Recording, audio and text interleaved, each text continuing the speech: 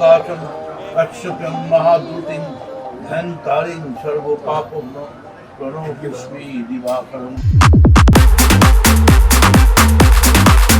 মদন, তুমি নিজের পালাটা খুব ভালোভাবে করবে।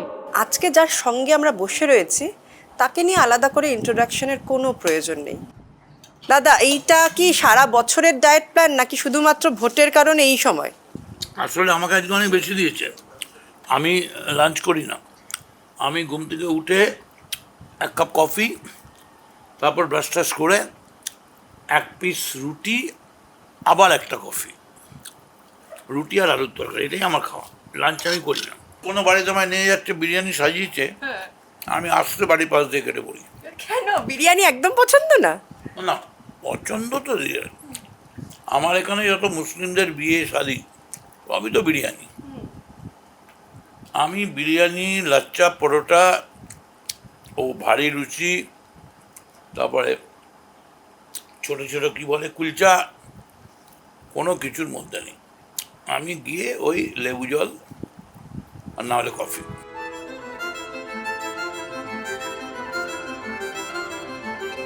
মানে প্রত্যেকদিন ঘুম থেকে উঠে একদম পুরো মায়ের দর্শন। সারা রাত যখন বৃষ্টি হয় দেখি এইখান থেকে মেট্রো যাচ্ছে, এটা হাইওয়ে, আর এইটা স্কাইওয়াক, এটা হচ্ছে ভবতারিণী ফেরিঘাট। এখানে আমি দুটো জেটি করে দিয়েছি, এখন রোজগার হচ্ছে 1.5 কোটি। এই মেট্রো এখন 1.5 কোটি, স্প্যানার্ডের থেকেও বেশি। প্লাস আমি একটা গোল্ডেন সার্কেল করে দিয়েছি, যেটা শুধু বেলুড় টু দক্ষিণেশ্বর, দক্ষিণেশ্বর টু বেলুড় এরকম করবে। এখানেও আবার একটা বেলুড় মঠ হয়েছে, কারণ ওদের বক্তব্য হচ্ছে রামকৃষ্ণ কোনোদিনই বেলুড় মঠে ছিল না।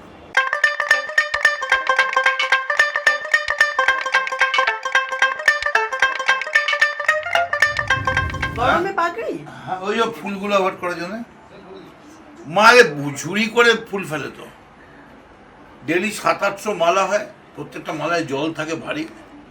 কেউ আটকাতে পারছে না, না সেটা জানি না, একসঙ্গে পরপর মালা দেয় যখন মাথা ঝুঁকিয়ে থাকি 70-80টা একবারে। আপনি জিপে থাকছেন তো? না, হেঁটে? হাঁটছি অটোয়ে, যেখানে বড় রাস্তা চওড়া পেয়ে যাচ্ছি লম্বা, ধরো পরেরটা 5 কিলোমিটার দূরে ছেড়ে জিপে বেরিয়ে যাচ্ছি, মিলিয়ে চলছে।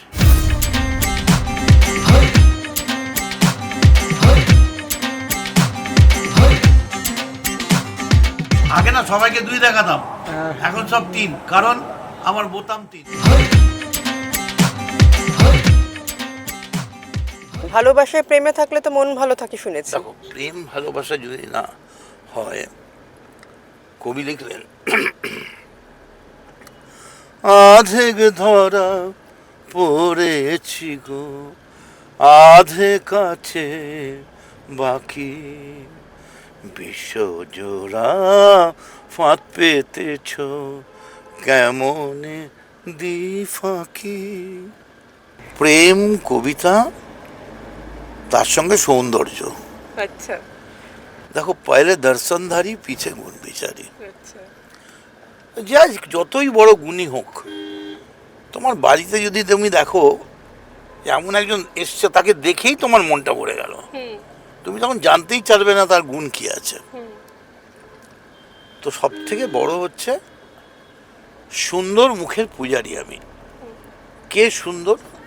যার মনের ভেতর প্যাঁচ নেই, যে সত্যের ন্যায়ের পূজা করে, যে মানুষের অমঙ্গল নয় মঙ্গল কামনা করে, তার মুখে তুমি সবসময় দেখবে হাসি।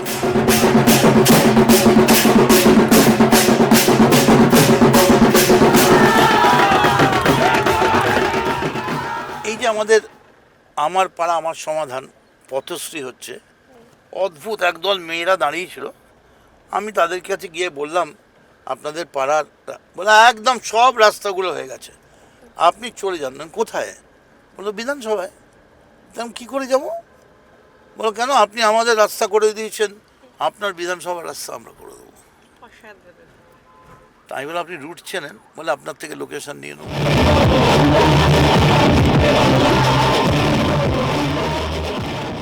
পরিবর্তন চাইছেন নাকি আরেকবার হ্যাট্রিক চাইছেন মদন মিত্রর? তো জনগণ বলবে, আপনার বলাতে কি আসে যায়। মদন দাই হ্যাঁ, কেন মদন- কেন এত মদন দাকে এত পছন্দ ভালো লোক, কেন? ভালো কাজ করছে।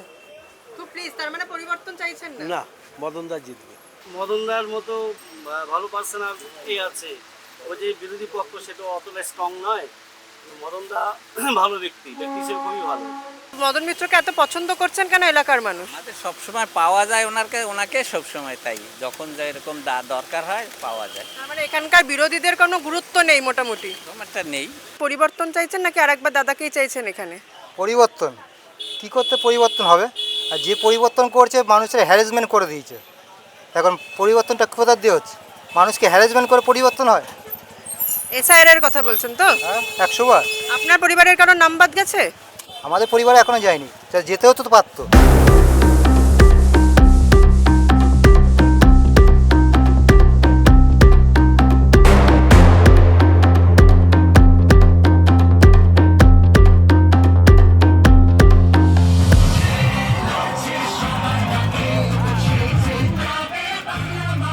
কোন কাজটা মনে হয়েছে যে গত কয়েক বছরে করা হয়নি, যে কাজটা একদম ভোটে জেতার পর আপনি একদম শুরু করতে চাইছেন?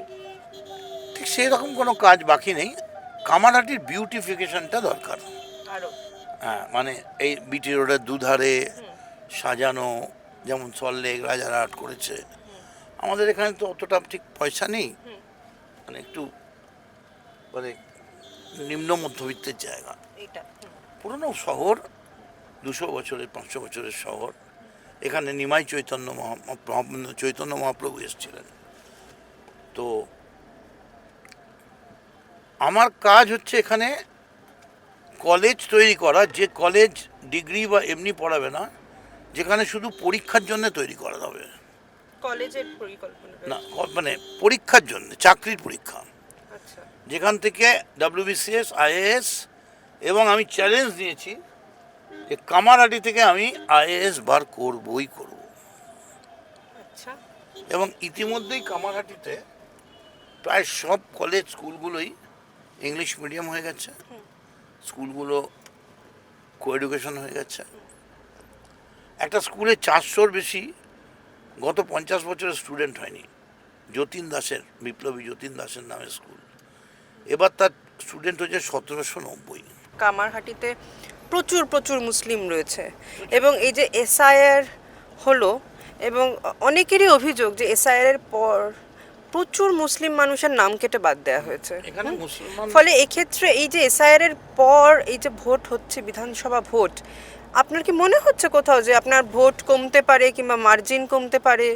না, প্রভাবটা? কিছু হবে না। এই কারণে ওরা ভোট কমিয়েছে, ভোটারের সংখ্যা কমে ভোটারের সংখ্যা কমিয়েছে। আমি মার্জিনের সংখ্যা বাড়িয়ে দেবো। কী করে? ওরা ভোটারের সংখ্যা কমিয়েছে, আমি পোলিংয়ের পার্সেন্টেজ বাড়িয়ে দেবো। ফলে দুটোই কাটাকুটি হয়ে এক জায়গায় চলে আসবে। আমার যেটা মনে হচ্ছে যে এরপরেই কাউন্সিলর 27-এ, 28-এ পঞ্চায়েত, 29-এ লোকসভায় Trinamool will be a big factor 29-এ। In Indian politics. কারণ এই 4ঠা মের পরেই আমাদের প্রস্তুতি শুরু হয়ে যাবে, চলো দিল্লি চলো। মমতাকে সামনে রেখে সারা ভারতবর্ষের সমস্ত বিরোধী দল এটা বুঝে গেছে যে বিজেপির রথ কোথাও না আটকালো, বাংলায় কিন্তু ঠেকে গেল। সবথেকে বড় কথা, 7খানা রথ নামার কথা, একটা বিটি রোডে থাকার কথা। আমি জিজ্ঞেস করলাম একজনকে, হ্যাঁ তোদের রথ কোথায় গেল?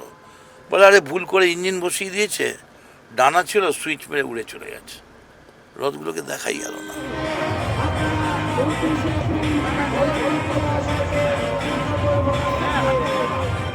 এখানে না পরপর 8খানা গাড়ি আসছে, প্যাকড আপ, কলেজ ছুটি হয়েছে।